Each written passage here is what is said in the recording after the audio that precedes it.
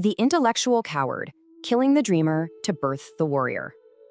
You've been fed a poison, a comfortable lie that if you can dream it, you can become it.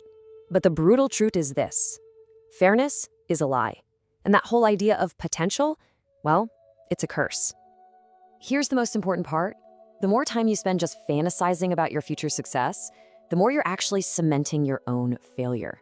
There's a real psychological mechanism in your brain that is killing your ability to act. It's the reason you plan and you research and you prepare, but you never, ever pull the trigger. So let's dissect this problem by looking at the story of a man named Yuki. And I don't want you to think of this as some old fairy tale. Think of it as a direct diagnosis of where you are right now. Now, Yuki wasn't lazy, not at all. In fact, his mind worked harder than almost anyone's. He was a master of simulation, spending countless hours studying strategy, the arc of an arrow, the weight of a katana. He could talk for days about restoring his clan's honor, but he never ever fought. And here's the trap. Neuroscience actually tells us that when you just vividly imagine success, your brain releases dopamine. It gives you the chemical reward of achievement without you having to go through any of the pain of actual action. So Yuki wasn't training. He was just getting high on his own potential. And he had an endless supply of these really sophisticated excuses. Sound familiar? Oh, I'm not procrastinating, I'm preparing. Or, the conditions just aren't right today. I need to rest so I can be at 100% tomorrow. He was demanding perfection before he would even take the very first step. But the masters, they know a simple truth. Perfection is a tomb. It's where action goes to die. So while Yuki polished his flawless plan, the average warriors, the ones he secretly looked down upon, they were out there in the mud. They were getting beaten. It was ugly, imperfect, and messy, but they were moving forward. Yuki died with a pristine blade, a perfect plan, and a completely wasted life. This brings us to the core concept here, the Gap of Delusion. It's that vast, dangerous distance between who you think you are and what your actions prove you to be. Let's just be direct. You are Yuki. You are the corporate samurai. You have the knowledge of a king that you execute with the discipline of a peasant. What does this look like in the real world? Well, it looks like reading 50 books on business strategy without ever making a single cold call. It looks like watching 3 hours of fitness videos on YouTube but not doing a single push-up. You're waiting. You're waiting for motivation, waiting for the stars to align. But this is a fundamental misunderstanding. Motivation is not the spark that starts the engine. Motivation is the smoke that rises from the fire after you've already started it. Usually with wet wood in the freezing cold, action comes first, always. So what's the antidote? We find it in the philosophy of the greatest duelist who ever lived, Miyamoto Musashi. He didn't rely on inspiration. Nope, he relied on something much colder and much more effective. Musashi understood the void. He actually wrote, "Do not sleep under a roof, carry no money, forget your own comfort."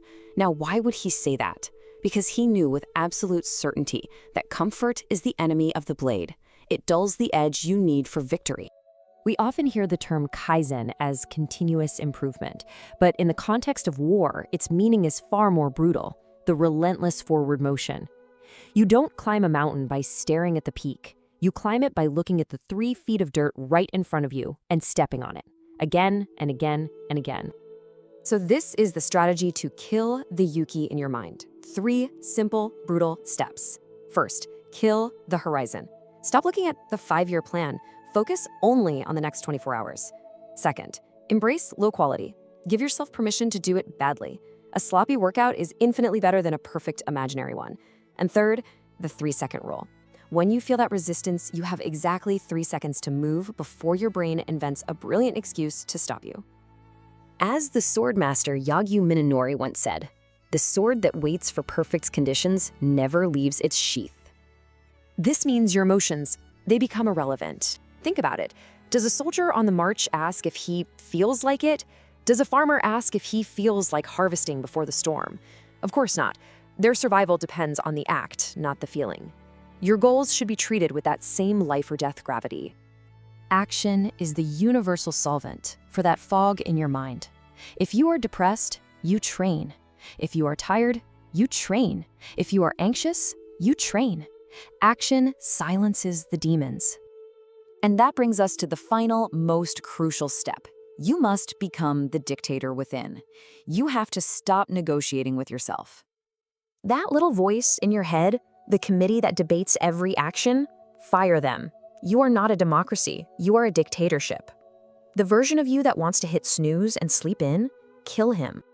The version of you that is afraid of looking stupid, that craves validation from others before you even begin, kill him. There's just no room for him on this path. True strength is not found in excitement. Do not trust it. It's a fleeting liar that will abandon you. Trust your habits. Trust the cold, hard steel of your discipline. Because when motivation inevitably fades, and believe me, it always does, discipline is the only thing left standing. So here is your mission. Right now, there is a project, a workout, a conversation you have been avoiding. Your task is simple. Do the ugly, imperfect, low-quality version of it. Do it now. It's time to leave the path of the dreamer, walk the path of the Ronin. If you're ready, subscribe and continue the journey.